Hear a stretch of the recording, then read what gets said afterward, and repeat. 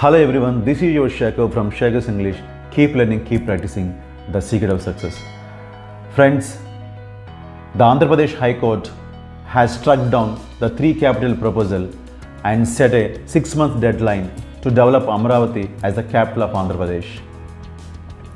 Friends, today's phrasal verb is strike down. Its meaning is to abolish a law or regulation. For example, the law was struck down by the Supreme Court.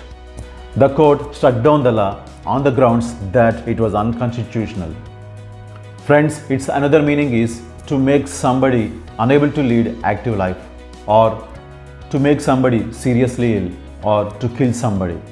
For example, she was struck down by cancer at the age of 70. He was struck down by mystery virus. The baby was struck down by polio. Friends, its one more meaning is to hit somebody very hard so that they fall to the ground. For example, he was struck down in the fight. Thank you so much, friends. Take care. Bye-bye.